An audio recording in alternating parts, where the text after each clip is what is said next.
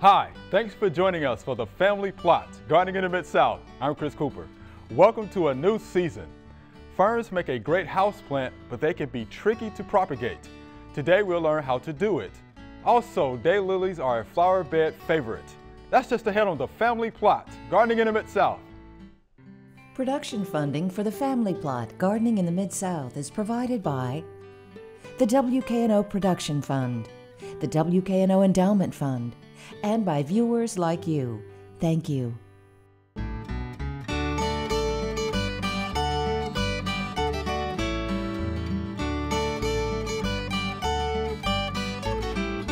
Welcome to the Family Plot. I'm Chris Cooper. Joining me today is Kim Rucker. Ms. Kim is the cutting garden and greenhouse manager at the Dixon Gallery and Gardens. And Lucas Holman will be joining me later to talk about daylilies. The Memphis Area Master Gardener Spring Fling 2019 is almost here, Ms. Kim, and I understand you're going to be a part of that event. Yes. You'll be talking about ferns, right? Yes. Okay. What exactly will you be doing? Thank you for having me. Oh, sure. I'm going to do a fern propagation demonstration on how to get more ferns from your existing plants. Ferns are very ancient plants. They are vascular plants, so they do have roots and they do pull up their nutrients and water through a vascular system, which they are the first in the evolutionary chain that do that. Wow. So, but they do not have flowering parts or cones, so they're evolutionary less advanced. They do have two basic forms of the plant. You have the sporophyte, which is what you see out in the woods, and it's spore bearing, which is what sporophyte means. And then you have the gametophyte, which is in here, and if you can see, it's the little green mossy looking, it's not moss, but that is the gametophyte generation. Wow. And so in order to propagate these, you can either divide them by splitting them, wait till the crown splits, or some are have rhizomes, so you can split out the rhizomes. But what we're going to do is take the spores and propagate that way. So these are some immature spores on this plant. And the reason I know they're immature is because they're green. Generally what you want to look for are either black or brown spores, and this usually is going to happen midsummer, late summer. So that's when you collect, and you can collect them and store them for a little while. What we do to collect them is you will cut off this piece, the frond, when it's ready, and then this is kind of what it looks like it dries. And what you can do is take off the individual little leaflets or pinna, and I put them into an envelope and close it up and leave them in that way for a couple of days, and then I just kind of flick it like this, and the spores dry, the sori on the back, the little caps, dry out, and then they dehiss and the spores come out. And so what you will get down in the very bottom of the envelope, and it's very fine, which is good because they're windborne, and so in order in the wild in nature to get them, they have to hit the wind and then land in a spot that's optimal for the growing conditions. What we will do once you get your fern, labeling, if you want to know what they are, because on these my labels are gone. So what I've done here is just put a number 1 several places on here, and then I'll have notes that I take that have the actual name written down, maybe the date that I started them and possibly where I collected them, you know, Dixon Gardens or whatever. So, and then what you're going to do, so you can use any kind of basically clear container that has a lid, and what we will use is a sterile mix, and I'm using seeding mix, which is just peat, ground very fine with a little bit of vermiculite in it. It is sterile though. You don't want to use garden soil unless you sterilize it. You can do that by baking it in the oven, and I don't recommend it because it really stinks. It's easier just to go by seed mix. You can get it at any nursery, big box stores.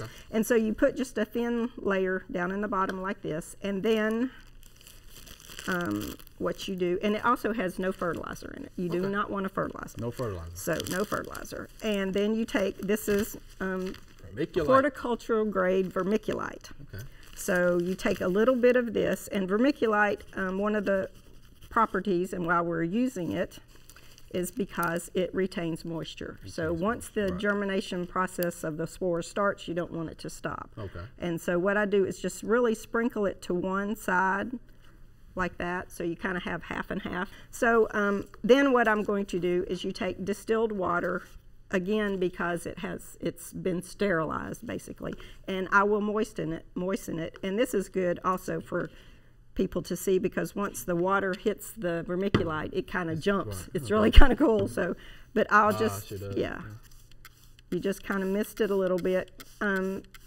Once you get this going, you put the lid on, and you just can, you don't have to keep misting it unless it really dries out. But the lid on it, the condensation, will just keep it moist. So you don't have to put that much water, just as long as it gets a little moisture. Just a little moisture in there. And what I kind of do is make sure that you can kind of see where the moisture is showing up, because it gets darker. Okay.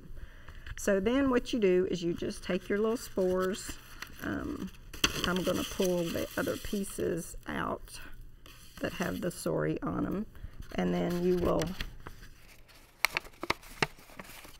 basically, I'm going to take it and just drop it in there like this. And like I said, it's a very fine dust, and the only way you really know you got it is it's gone out of your, it's, also if you're really wanting to keep certain species or cultivars separate, I suggest doing them one at a time, because they are very fine and they will blow. And I've done in the wind, and so you'll get cross-contamination. Okay. So do one set and then get rid of those, and then do your next ferns. So then you just put the lid on it, close it up like this, and put it in a window or a well-lit room. You want it warm, but you don't want direct sunlight on it. Okay. And what you should see, even within a short amount of time, are condensation droplets on top of on the lid, and then that's the way it stays moist. Gotcha. Okay. Gotcha. The next thing you need to do is go away on vacation for like 2 weeks, because at least before you check on it, because the first thing that people say is, "Oh, mine didn't work. I just came back and there's all this green stuff growing all over it." That's what you want. That's what you want. So like I showed you before, the green stuff there is the next stage of the plant.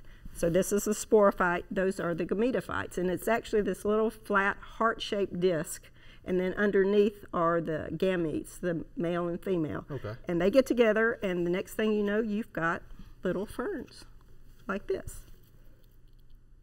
So the next thing you would do is to move them up, and I usually just, because they're still so small, I would just move them again into germinating mix. I don't usually put plants that I'm going to put out in the garden in perlite, in a mix that has perlite. And then once that grows on and you've got your plant is more established, then I would maybe put it in a bark-based mix and grow it on a little bit before you plant it. But you do have to be patient, like I said, because these were started about a year ago. So it takes about a year to get them to this point. And it's different for different ferns, but that's your basic. Once you get them up like this, you can start slowly, you can take the lid off to check them, and then you can kind of pull the lid like this. You want to gradually expose the new little fern to dry air. Okay. So you may need to pull the lid off and then mist it a little bit, and then gradually, maybe over a week to 2 weeks, you can open it up more, and it gets used to being out in the bright sunlight. Okay. But that's fern propagation. That's fern propagation. Yes. Thank you, Ms. Kim. We appreciate that demonstration. All right. Okay. And to see this demonstration, again, Spring Fling 2019 Memphis Area Master Gardeners. It'll be at the Red Barn at the Agri Center, Friday, March 29th, Saturday, March 30th, 9 a.m. to 5 p.m. both days. Free gardening event. Yes. There's going to be speakers, demonstrations, things for kids, food trucks, all that good stuff. So come on out.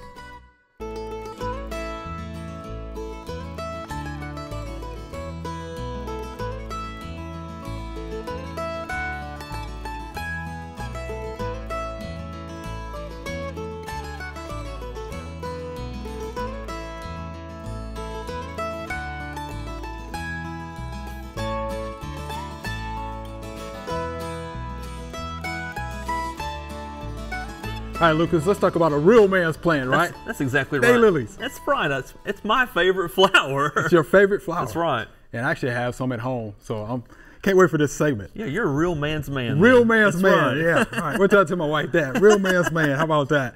All right, so let's talk about the major types. Let's start with that. Right now, daylily hybrids, there's probably over 60,000 different hybrids. 60,000? And people get lost trying to figure out which ones they want to grow because there's so many different colors and diversity in the daylily itself, because you have some that are double, some that are spider looking form, you have some that are miniature, and the list goes on and on. But there's two main distinct types. You have a diploid and a tetraploid, and a diploid daylily has 2 sets of chromosomes, and a tetraploid has 4 sets of chromosomes. So theoretically, if you're going to become a hybridizer, you're really concerned about that, because tetraploids only breed with tetraploids and diploids only breed with diploids. So a lot of people really aren't concerned with the tetraploid and diploid unless you're really going into hybridizing. But a lot of the tetraploid type daylilies are more showier, and diploids are more of the older ones, but there's still some beautiful diploids that people are still breeding with today. All right, diploids and tetraploids. That's right. How about that? All right, so let's talk about proper planting. All daylilies need full sun. Full so sun. what's full sun mean to you? How many hours? 6 or more. Basically, 6 or more hours is what a daylily needs. And I see people put them in a lot of shade, and they don't bloom well. Daylilies will live in shade, but they just won't bloom enough. So we recommend 6 hours of full sun. Proper planting, most daylilies are pretty temperamental to, or not temperamental, excuse me, to soil. They're very tough, so we always call this the perfect perennial, because they're usually forgiving for wherever you put them in the landscape, whether it's really clay or really loose type soil or really sandy type soil. They do well in just about everything, so they're really forgiving of where we put them in the landscape. Yeah, mine are actually in a spot where, you know, the drainage is not the best. Oh. And they still actually do pretty good. Yeah. Yeah. And they're great plants. Yeah, they are good plants. All right, now let's talk about hybridizing though. This is probably the one area that I'm so passionate about, because people always want to improve on things that are in the past. So one of my favorite things to do is see what hybridizers are doing today and see what seedlings they're coming up with. And it's really easy for people to do that today. But you need to determine whether it's a diploid or a tetraploid daylily to begin with. So for today's purposes, we're going to assume that all these are tetraploid daylilies and that they'll breed with each other. So the main thing is you have to make sure that you get out there before the bees and any other pollinators to pollinate that flower. Because all it takes is one pollen grain. So it's easiest to go through, and we'll say, I wanted to use this pollen, and I wanted to go down here to this yellow one with this red eye, and I wanted to actually cross these two. So I take the pollen from this one, and I actually go to the pistil of this one, and all I do is a little dab, and that's all it takes. And then I leave it alone. So the flower will actually close up. I don't know if you can see it right here. It'll close up, and within a few days, if it actually took, the flower will fall off and you'll see a little bitty seed pod start to form. All right. So it's really simple to do, and that's probably why there's 60,000 different cultivars on the market, because it's so simple to do that, because we're always trying to improve on the older daylilies. Wow. So you mentioned seeds in the seed pod. So can you tell us a little bit more about that? Yeah, luckily we were able to find a little bitty seed pod right here. So this is a fertile ovary basically producing the seed. So theoretically, this one had been crossed with something else. So this is the seed pod. Once the seed pod gets large enough, it turns brown and it cracks open to reveal the black seeds. Once the seed pod cracks open, that means the seeds are ready. But all daylily seeds need to go through like a cold period, like a stratify. So a lot of people will put them in the refrigerator until springtime and plant those. But to get a bloom from a seed on a daylily in Tennessee takes about 2 years. So this is for patient people. Wow. Yeah. All right, so let's talk about dividing. What are the ways to divide and when to divide? It's easiest and it's best on the plant if you can divide it in the springtime. In the spring. If we go really late into the summertime, they're stressed out with drought stress, because in Tennessee, we have no clue when it's going to rain sometimes. And we can go 2 weeks every day with rain, and then we can go 8 weeks without rain. So sometimes we always tell people it's best to do it in the springtime, leave it alone in the fall time, and then just wait till the springtime till it comes up. So when the foliage gets about 3 or 4 inches tall, that's a great time to dig and divide in the springtime. Okay, so how do you divide it though? It's best, it's really forgiving also. This is another why. People will dig it up, and I've seen people just take a shovel and cut it down the center. Oh, yeah? But if you kind of bring up the plant and you shake off a lot of the soil, typically those plantlets, once it actually propagates itself, they'll kind of pull off on their own. And if you had a knife or I've seen people with different spades go through and cut them pretty easily, the clumps that way too. It's just like dividing any other perennial. Sure, okay. Yeah, kind of the same way, but they're pretty forgiving on that aspect also. Wow. Yeah. All right. We thank the daylilies for being so forgiving. That's How about right. that? That's pretty And beautiful. tough. And beautiful, all at the same time. All right, so let's talk about resources for more information about daylilies. I'll tell you, the first one around the Memphis area is the Memphis Area Daylily Society. And I think you told me you spoke there recently. I sure did. And that's a great group of garden people. And they actually hosted our regional daylily meeting I believe it was last year. So we got to tour a lot of daylily gardens around Memphis and Mississippi, and it was just beautiful. Wow. Also, the American Hemerocallis Society is basically the American Daylily Society. It's the national organization, and they put out a magazine called the Daylily Journal 4 times a year, and it's a fantastic magazine to show what's happening with daylilies all across the country. And I'm a member of the American Hemerocallis Society, so I'm always encouraging people to do that because it's a great organization to learn more about my favorite plant. Your favorite plant. My favorite plant. So if people wanted more information about daylilies, could they call you? They could call me directly at the office. They can email me. I'm pretty active on Twitter, Instagram, Facebook, and so they can hit me up anywhere, and I'd love to chat daylilies. But if they're around Memphis, I would look about the Memphis area daylily site because they always have speakers come in and visit them. But look on the American Hemerocallis Society website also, and there's a lot of different hybridizers websites that you can go see what people are actually creating and the ways of daylilies today. How did you learn that? Did somebody teach you that? Did you read about how to hybridize? My high school biology teacher actually really kind of instilled this passion in me. He was a daylily and a hosta person, and when I was 16, because most 16-year-olds like daylilies, right? He would always sell daylilies, and I would go, and he was breeding some, and he was from East Tennessee, a little town called Spring City, so I would always go over there and see what was blooming every day, because a daylily, the bloom only lasts 24 hours, thus the name daylily. Right. So the Latin name is Hemerocallis, which is Greek for beauty and day. So it's kind of an older type name, so you can know that for Jeopardy when you go on Jeopardy someday. But I've always been fascinated since I was about 16, and now that I'm the old age of 34, I'm still really passionate about them because I always love all the different hybrids and see what people are coming up with today. All right, well, we're glad you brought that passion today for sure. Well, look, Lucas, we appreciate that. Good information about daylilies. Thank you. That's right. That's right. All right. Thank you much. Appreciate it. Right. Okay, just like on door locks, the 3 bowls of porridge, the soil has got to be in the right condition too. Example being this right here, this pile right here will not form a ball, so it's kind of a little bit on the dry side. This one right here, this is way too wet. This is one you're going to let set for at least 2 or 3 days and test it to find out if it's tillable. You don't want to put a tiller in that. Okay, this spinner piece, however, if they form a ball and I throw it up in the air, oops, and it breaks apart, then it's just right for tilling.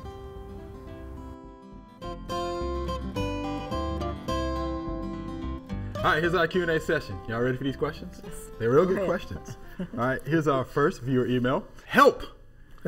I have yellow aphids on 2 Schwann milkweed plants. Each day for the past 3 days, I have hosed them off, but they come back. How many days will I have to hose off the aphids before they give up?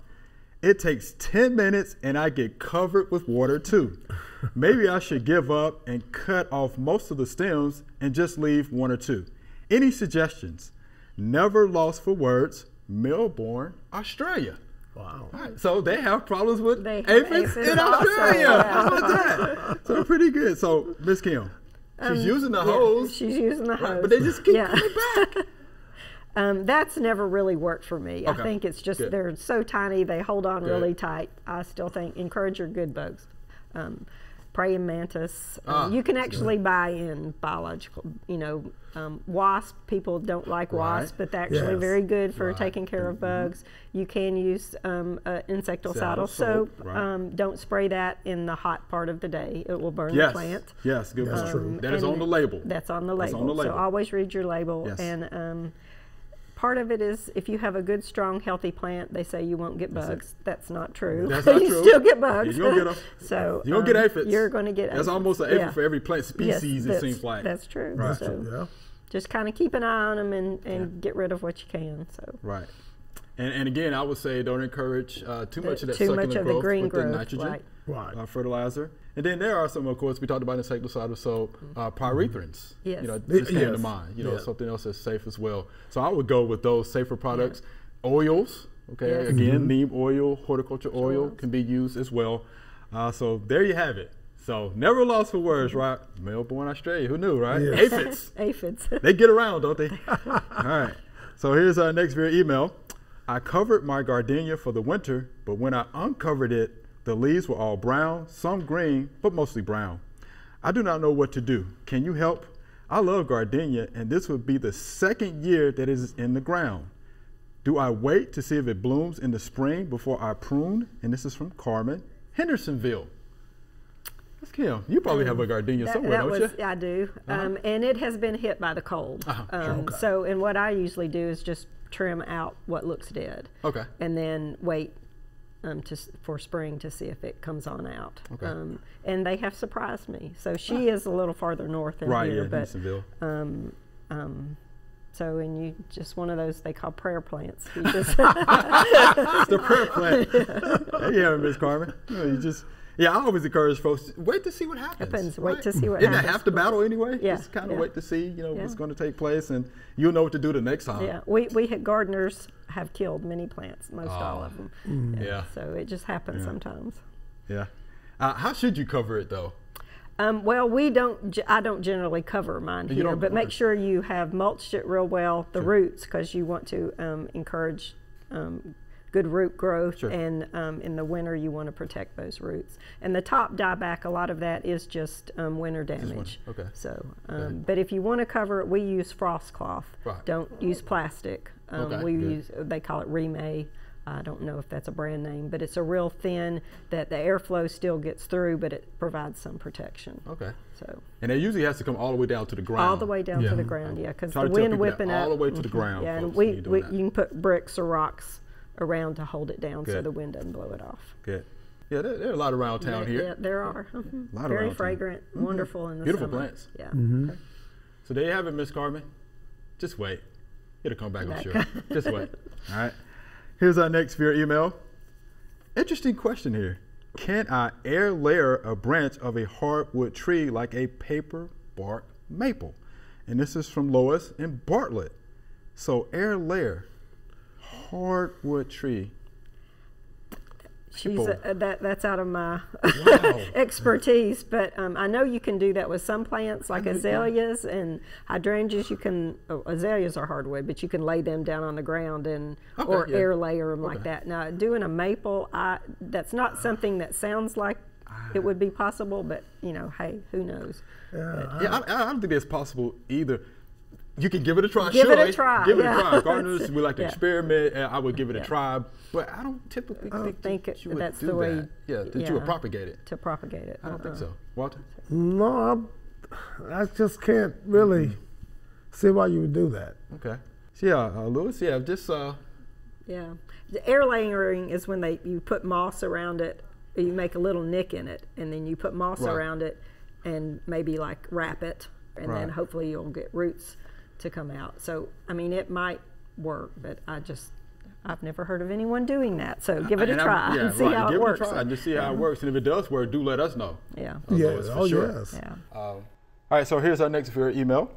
2 weeks ago, I planted a dogwood in prepared clay soil. Prepared clay soil, right? We had lots of rain since I put it in. What can I do to save my new dogwood from soggy soil? And this is from Sue, New Zealand, right? So obviously the dogwood is already in this prepared clay soil, right? Yes. What can she do though to save it? Because they've had a lot of rain, just like we've had a lot of rain here. Maybe try to improve the drainage around the tree. If it's planted in a low spot, she may want to think about moving it. Yes. The other thing, which is basically the same thing, is lifting it. Make sure she doesn't have it planted too high. But the other is be patient, and maybe it'll quit raining. That's Maybe. pretty much it. Yeah. Yeah, Yeah, improving the drainage is going to be the key. the big thing, right?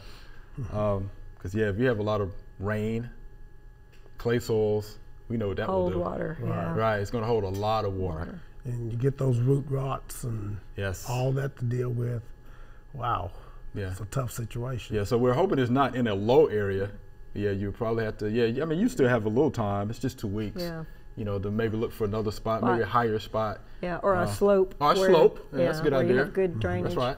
Yeah, but yeah, good drainage is going to be key for that, Ms. Sue. So there you have it. We appreciate that question from New Zealand. And if it makes you feel any better, we've had a lot of soggy soils here as well. All right. All right, so keep that plant out of the water. All right, so Ms. Kim, well, thank you for being here. It's been fun. And thank you for having me. Yeah. Remember, we love to hear from you. Send us an email or letter. The email address is familyplot@wkno.org, and the mailing address is Family Plot, 7151 Cherry Farms Road, Cordova, Tennessee 38016. Or you can go online to familyplotgarden.com. That's all we have time for today. Thanks for watching us for this first episode of the growing season. It's time to start working on this year's garden. To get a jump on it, head on over to familyplotgarden.com. We have over 1,000 gardening videos on all sorts of gardening topics. Be sure to join us next week for the Family Plot, Gardening in the Mid-South. Be safe.